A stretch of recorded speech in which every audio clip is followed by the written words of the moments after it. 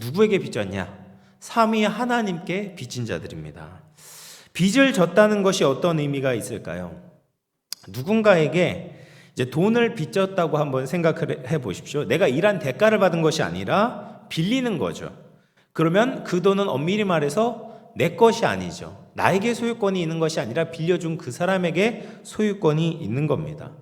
또 이제 빚을 졌을 때 그 빚에 대해서 우리가 해야 되는 의무가 생기게 되잖아요. 뭐 돈을 빚졌으면 당연히 이제 이자를 갚던지, 또 어느 날 때가 되면 원금을 갚아주는 것이 이제 빚진 사람의 의무이죠.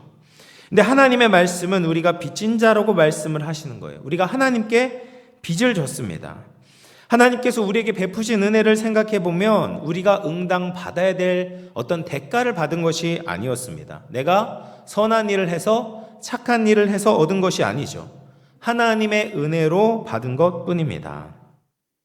그럼 우리가 무엇을 받았는가? 예수님께서 이루신 의를 받았고요. 또 성령을 우리에게 주셨습니다. 근데 이 부분이 삶의 작은 부분을 이루는 것이 아니라 우리 인생 전체를 새롭게 만드시는 선물입니다. 그래서 우리 일부만 고치시는 것이 아니죠. 우리가 살아가는 삶의 방향과 살아가는 힘과 그렇게 살아가게 될 때 얻게 되는 열매가 완전히 바뀌게 되었습니다. 그래서 우리의 인생의 주인이 하나님이 되신다라는 거예요. 그러면 빚진 자는 당연히 어떻게 살아야 됩니까? 그 빚을 갚으면서 살아야 되는 거죠. 하나님을 위해서 살아야 된다라는 말입니다. 그래서 성령 안에서 하나님이 우리에게 주신 소망을 가지고 살아야 된다라는 거예요.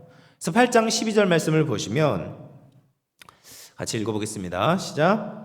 그러므로 형제들아 우리가 빚진 자로 돼 육신에게 져서 육신대로 살 것이 아니니라. 그래서 우리는 어떻게 살아야 되냐? 육신대로 살아서는 안 된다라고 말씀하고 계십니다. 육신대로 사는 것은 어떻게 사는 걸까요? 자기 중심적으로 사는 거죠. 세상 지향적으로 살아가는 겁니다.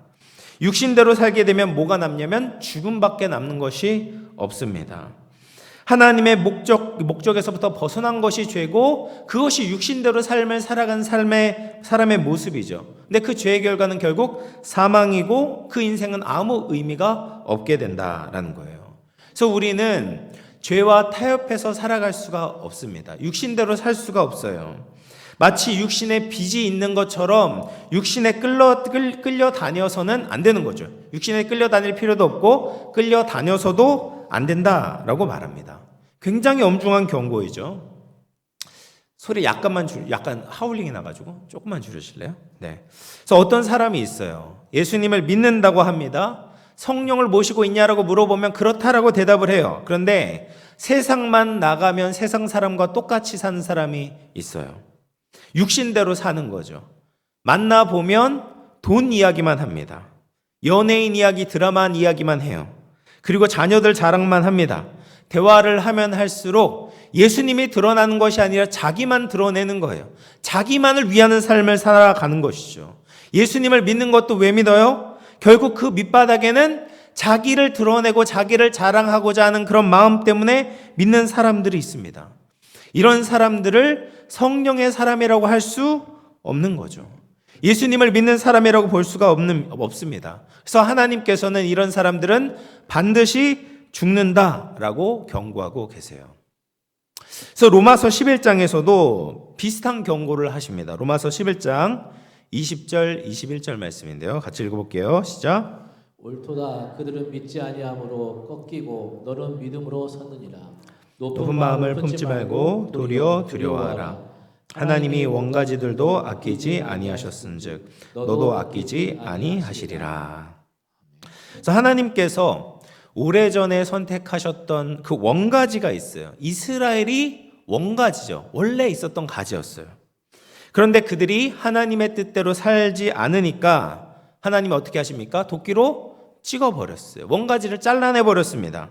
그리고 이방인들을 접붙이셨어요. 그런데 이 접붙임 받은 가지가 예수님을 믿는다고 하면서 성령을 따라 살아가지 않으면 어떻게 되겠냐라는 것이죠. 그러면 원가지도 아끼지 않으셨는데 접붙임 받은 가지라고 해서 그냥 두시겠냐? 그렇지 않겠죠.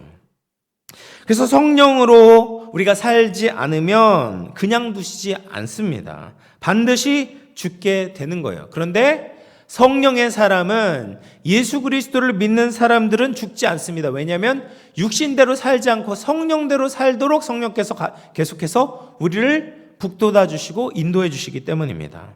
그럼 우리가 어떻게 살아야 되는가? 육신대로 사는 것이 아니라 영으로 몸의 행실을 죽이며 살아야 됩니다. 여기서 죽인다라는 말은 현재 동사입니다. 그래서 한 번 죽이는 것으로 끝나는 것이 아니에요. 계속 현재적으로 계속 죽이는 삶을 살아가야 되는 거예요. 그래서 몸은 아직 구원받지 못했잖아요. 우리 몸은 연약하잖아요. 그래서 온갖 종류의 죄성들이 남아 있습니다. 그래서 이 몸을 따라 살아가다 보면 몸의 행실이 나타나게 돼요. 몸의 행실이 뭐냐면 바로 죄를 이야기하라는 거죠. 그래서 몸의 행실이 어떤 겁니까? 우리의 입술로 저지르는 죄들, 습관적으로 짓는 죄들, 생각으로 짓는 죄들이 다 몸의 행실입니다.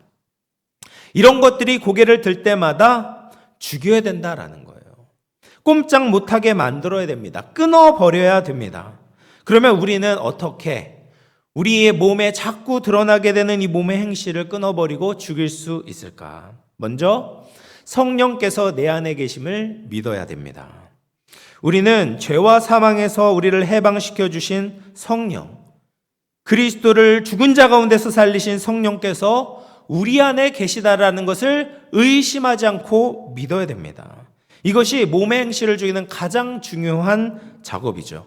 성령님은 무엇이든지 다 할 수 있는 전능하신 하나님이시죠. 그런데 이 성령님의 굉장히 중요한 특징이 있습니다. 성령님은 우리가 믿는 만큼 우리를 도우실 수 있어요. 성령님을 믿지 않으면 믿지 않는 만큼 우리를 도우실 수 없는 겁니다. 그래서 성령님이 내 안에 계심을 믿지 않고 어떤 유혹을 싸워 이기려고 해봤자 우리의 연약함과 공고함을 마주할 뿐인 거죠. 그래서 몸의 행실을 죽이는 것은 성령께서 죽이시는 것이지 우리가 죽이는 것이 아닙니다. 그래서 성령님께서 계속해서 일할 수 있도록 내 안에 성령님이 계시다는 것을 기억하고 믿음으로 살아가는 것, 성령님이 나를 도와주실 것이다라는 것을 믿는 것, 죄에 이끌리지 않고 성령대로 살아갈 수 있다라고 믿는 것, 이 믿음을 가져야지만이 몸의 행실을 죽이며 살아갈 수가 있는 거예요. 또한 우리는 우리 자신이 누구인가를 잊지 말아야 됩니다. 성령을 보신 우리가 어떤 사람들입니까? 8장 14절 말씀 보시면 같이 읽어보겠습니다. 시작. 무릇 하나님의 영으로 인도함을 받는 사람은 곧 하나님의 아들이라. 여러분, 우리는 성령님을 모셨기 때문에 하나님의 아들이 되었죠. 이것이 얼마나 영광스러운 신분입니까? 우리는 이 신분 의식을 가지고 늘 깨어있는 삶을 살아야 됩니다. 성령님은 우리가 하나님의 아들이라는 것을 계속해서 깨우쳐 주세요. 우리가 하나님의 말씀대로 살아가지 못할 때도 우리가 하나님의 아들이라는 것을 계속해서 가르쳐 주십니다. 그 음성을 듣지 못한다면 우리가 하나님의 아들이라고 말할 수가 없어요. 성령의 사람이라고 말할 수가 없습니다. 8장 16절 말씀 같이 읽어보겠습니다. 시작. 성령이 친히 우리의 영과 더불어 우리가 하나님의 자녀인 것을 증언하시나니. 그래서 성령의 사람이라면 우리가 잘못된 길로 들어섰을 때 성령의 음성을 들을 수 있어야 돼요. 야, 너는 하나님의 자녀다. 너는 이렇게 살면 안 돼. 넌 하나님의 말씀대로 살아야 돼. 그래야지 하나님께서 기뻐하셔. 이런 성령의 음성을 듣는 사람이 성령의 사람이고 하나님의 자녀다라는 거예요. 이 음성을 들어야만 한다라는 겁니다. 이 음성이 들리지 않는다면 굉장히 큰 문제가 있는 것이죠. 그래서 우리가 하나님의 자녀다라는 분명한 신분 의식을 가진 사람이 예수님처럼 깨끗이 살아야 된다, 거룩하게 살아야 된다라는 사명감과 의무감을 가지게 되는 것입니다. 이런 분명한 정체성을 가지게 될 때 우리는 몸의 행실을 죽일 수 있는 거죠. 또 몸의 행실을 우리가 죽일 수 있는 굉장히 중요한 방법은 뭐냐면 유혹 앞에서 단호한 태도를 취하는 겁니다. 우리 안에 계신 성령님은 우리가 믿는 만큼 역사하시죠. 그리고 우리가 어떤 태도를 취하는가에 따라서 성령께서 역사하시는 것이 달라집니다. 우리가 애매하게 죄와 타협하려고 하고 적극적으로 죄에 맞서지 않으면 성령님께서 기뻐하시지 않고 근심하시게 돼요. 우리는 누구나 다 이 죄에 있어서 약한 부분들이 있습니다. 어떤 사람은 이제 이성에 약한 사람이 있고 또 어떤 사람은 명예에 약한 사람이 있습니다. 거짓말에 약한 사람이 있고요. 노는 데 약한 사람이 있고 또 체면 칠해에 약한 사람들이 있습니다. 어떤 사람은 친구에 약한 사람이 있고 또 어떤 사람은 돈에 약한 사람도 있습니다. 근데 그럴 때마다 성령님께서는 앞에서 이야기했던 것처럼 우리가 하나님의 자녀라는 것을 일깨워 주시고 우리가 그 문제에 있어서 단호하게 행동할 것을 요구하십니다. 그런 유혹 근처에도 얼씬거리지 말도록 우리에게 경고하시는 거예요. 그래서 욥은 자기 몸의 행실을 죽이기 위해서 정해놓은 행동의 법칙이 있었습니다. 욥기서 31장 1절 말씀 보시면 내가 내 눈과 약속하였나니 어찌 처녀에게 주목하랴. 욥은 어쩌면 아름다운 여성에게 약했던 사람인지도 모릅니다. 욥이 부자였기 때문에 여성을 보면 가까이 하고 싶은 욕망을 느꼈을지 모르겠어요. 그래서 단호한 행동을 하기 위해서 나름대로의 지침을 정해 놓은 것입니다. 그래서 내 눈도 그런 이제 아름다운 여성, 유혹에 빠질 만한 여성을 보지 않기로 약속을 정한 거죠. 이런 약속을 정하게 될 때 더 거룩하게 살게 되고 하나님께서 기뻐하신 삶을 살아갈 수가 있겠죠. 성령님은 우리를 대신해서 행동해 주시는 분이 아닙니다. 성령님을 보혜사다라고 얘기를 하잖아요. 보혜사. 그러니까 파라크레이토스. 그러니까 옆에서 우리에게 계속해서 권면해 주시는 분이에요. 우리를 도와주시는 분이시죠. 우리가 행동하도록 힘을 주고 격려해 주시는 분이지 성령님이 그냥 우리가 아무 액션도 취하지 않는데 아무 결단도 없는데 내가 어떠한 태도가 없는데 그럼에도 불구하고 성령께서 알아서 스스로 해주시는 분이 아니다라는 겁니다. 우리가 성령님께 순종하지 않으면 성령님도 어떻게 하지 못하시는 거예요. 속수무책인 겁니다. 그래서 우리가 유혹이 찾아오게 될 때 우리는 스스로 단호하게 물리쳐야 되는 거예요. 누가 대신 해주기를 기다리지 말아야 됩니다. 이 제임스 알렌이라는 기독교 작가가 있는데요. 그 사람이 이제 썼던 생각이 만드는 기적이라는 책에서 그가 이렇게 이야기를 했습니다. 인간의 마음은 정원과 같아서 지혜롭게 가꿀 수도 있고 야생의 들판으로 버려질 수도 있다. 그런데 가꾸건 방치하건 무엇인가는 반드시 자라난다. 여러분, 우리의 마음을 하나님께서 거하시는 성전으로 가꾸는 것이 필요하다라는 거예요. 가꾸지 않으면 계속해서 우리가 심지 않은 우리 안에 있는 이 죄성이 계속해서 피어오르는 거예요. 잡초가 오르게 되는 겁니다. 그렇게 되면 성전이 더럽혀지게 되고 하나님의 뜻대로 살 수 없는 그런 방향으로 나갈 수밖에 없다라는 거죠. 그래서 이런 것들이 올라올 때마다 뽑아내는 것이 우리가 감당해야 될 역할이다라는 거예요. 그래서 조금의 그런 유혹이 찾아올 때 몸의 행실을 죽이는 일을 해야 되는 거죠. 성령을 의지하며 나아가는 겁니다. 그래서 예수님을 믿으면서도 이런 결단이 없는 분들이 계세요. 성령을 의지해서 단호하게 결단을 하게 될 때 우리가 몸의 행실을 죽이고 성령이 이끄신 대로 살아갈 수가 있게 되는 거죠. 그러면 성령으로 몸의 행실을 죽이는 사람에게는 어떠한 축복이 찾아오게 되는가? 그 행복이 15절에 나와 있습니다. 15절 말씀 같이 읽어보겠습니다. 시작. 너희는 다시 무서워하는 종의 영을 받지 아니하고 양자의 영을 받았으므로 우리가 아빠 아버지라고 부르짖느니라. 아멘. 성령이 우리 안에 계시면 우리는 종이 주인을 두려워하는 것처럼 하나님을 두려워하는 관계가 되지 않는 거죠. 사랑받는 아들이 하는 것처럼 하나님을 가까이 하고 즐거워하게 된다라고 말씀하고 계십니다. 하나님을 향해서 아빠, 아버지라고 부르는 것은 예수님이 이 세상에 계실 때 하나님께 부르셨던, 하나님을 향해 말씀하셨던, 부르셨던 호칭이었죠. 이 아빠라는 호칭은 우리랑 똑같아요. 이 아빠예요. 그냥 아빠입니다. 그래서 아빠는 누가 부릅니까? 아기가 부르잖아요. 아기가 아빠에게 부를 때 친근하고, 아빠는 모든 것을 다 해줄 수 있는 분이고, 모든 것에서부터 우리를 보호해 줄 수 있는 분이고, 아빠를 좋아하는 마음으로 이 아빠라는 호칭을 부르게 되잖아요.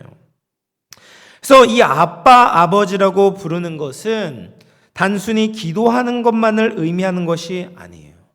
하나님을 찬송하기도 하고, 하나님을 생각할 때 행복해서 부르기도 하고, 하나님을 즐거워하면서 부르는 성도의 모습을 그리고 있는 겁니다. 그래서 하나님을 아빠, 아버지라고 부르는 사람은 그 마음이 늘 평안하고 형용할 수 없는 기쁨이 찾아오게 되는 것이죠.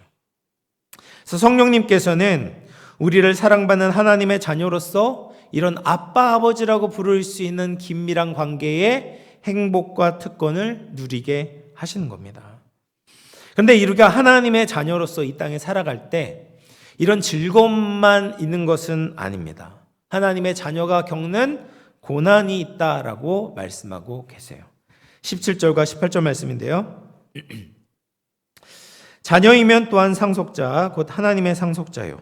그리스도와 함께한 상속자니 우리가 그와 함께 영광을 받기 위하여 고난도 함께 받아야 할 것이니라. 생각하건대 현재의 고난은 장차 우리에게 나타날 영광과 비교할 수 없도다. 이 두 구절에서 고난이라는 말을 계속해서 반복합니다. 이 고난의 특징은 그리스도와 함께한 고난이고 또 현재의 고난이다라고 말하고 있어요. 예수님은 이 땅에 사셨을 때 끊임없이 고난을 받으셨습니다. 근데 그 고난을 받으신 이유가 뭐냐면 하나님의 아들이시기 때문에 받으셨어요. 그러면 예수님과 함께 우리가 하나님의 아들이 되었기 때문에 우리도 이 세상에서 고난을 받지 않고 넘어갈 수가 없다라는 겁니다. 예수님께서 고난을 받으셨던 것처럼 우리도 고난을 받을 수밖에 없습니다. 그래서 우리는 예수 그리스도와 함께 당하는 고난을 받게 되는 거죠. 주인이 고난을 받는데 종이 어떻게 안 받을 수가 있겠습니까? 예수님을 핍박하고 십자가에 못 박았던 세상은 하나도 달라진 것이 없습니다. 아니, 오히려 더 악해졌는지 모릅니다. 세상은 아직도 어둠의 세상 주관자들에 의해서 강하게 지배를 받고 있습니다. 많은 사람들이 사단의 종노릇을 하며 살아갑니다. 하나님을 싫어합니다. 세상이 하나님을 싫어하기 때문에 하나님의 아들들도 싫어하는 거죠. 그래서 우리는 고난을 피할 수가 없어요. 하나님의 나라에 들어가기 위해서는 환난을 받아야 합니다. 그래서 23절에 뭐라고 하냐면 23절 말씀 보시면 같이 읽어볼게요. 시작. 그뿐 아니라 또한 그리고 성령의 처음 익은 열매를 받은 우리까지도 속으로 탄식하여 양자될 것 곧 우리 몸의 속량을 기다리느니라. 하나님의 자녀들이 탄식을 한다라고 말해요. 성령의 처음 익은 열매를 우리가 받았죠. 성령의 열매를 받고 죄와 죽음에서 건짐을 받았습니다. 이 첫 열매를 맛보았기 때문에 그 열매가 완전히 익어서 추수할 때를 기다리게 되는 거죠. 우리의 몸이 그리스도의 몸처럼 변화될 날을 기다리면서 탄식하고 있습니다. 그런 영광을 누리게 될 날을 기다리고 있는 거죠. 그래서 탄식하고 있어요. 그러면 우리가 예수님과 같이 영광의 몸으로 변화될 그때를 바라보는 우리들이 어떻게 살아야 될 것인가? 우리는 고난을 영광과 비교하면서 승리하는 삶을 살아야 합니다. 18절 말씀 보시면 생각하건대 현재의 고난은 장차 우리에게 나타날 영광과 비교할 수 없도다. 바울은 여러 가지 고난을 당했잖아요. 태장도 여러 번 맞았습니다. 감옥에서 수년을 보냈습니다. 헐벗고 배고프고 몸에 병까지 않고 씨름하는 인생을 살았습니다. 그런데 자기가 당한 고난들을 다 계산하고 또 앞으로 바울이 하나님께 받을 영광과 비교해서 생각을 해보니까 내가 받은 고난이 아무것도 아닌 것처럼 느껴지더라라는 거죠. 이것을 늘 확인하면서 바울은 자신이 받는 고난 때문에 하나님을 저버리지 않았던 것입니다. 성령의 축복을 누리는 삶을 살았던 거죠. 여러분, 우리가 예수님 때문에 핍박과 고난을 견뎌야 될 때가 있습니까? 우리가 누리게 될 영광과 비교하면서 사시길 바랍니다. 날마다 시시때때로 비교하십시오. 그러면 아무리 힘들어도, 아무리 어려워도 주님의 인도하심을 따라가며 큰 위로와 힘을 얻게 될 줄로 믿습니다. 또 한 가지, 우리가 영광을 바라보는 믿음이 있다면 그것을 참음으로 기다리게 됩니다. 24절, 25절 우리 마지막으로 같이 한번 읽어보겠습니다. 시작. 우리가 소망으로 구원을 얻었음에 보이는 소망이 아니니 보는 것을 누가 바라리요. 만일 우리가 보지 못하는 것을 바라면 참음으로 기다릴지니라. 아멘. 여러분, 우리가 가지고 있는 소망은 진짜 소망이죠. 그렇기 때문에 우리는 힘들어도 불평하거나 원망해선 안 됩니다. 포기하지 말고 참음으로 기다려야 되는 것이죠. 참고 기다리면 멀지 않는 그날 주님이 오실 것입니다. 주님이 오시면 우리는 썩을 몸을 훌훌 털어버리고 하늘로부터 오는 새 몸을 입고 부활하게 될 것입니다. 우리 주님께서 우리가 이 땅에서 겪고 있는 모든 아픔과 눈물과 슬픔의 그런 것들을 다 위로해 주시고 영광의 면류관, 의의 면류관, 자랑의 면류관을 우리에게 씌워주실 줄로 믿습니다. 이 날을 참고 기다리는 것이 바로 하나님의 자녀가 날마다 취해야 될 태도인 것이죠. 사랑하는 성도 여러분, 이제 말씀을 마무리하겠습니다. 우리는 하나님의 자녀입니다. 자녀이면 예수님과 함께 모든 것을 받은 자입니다.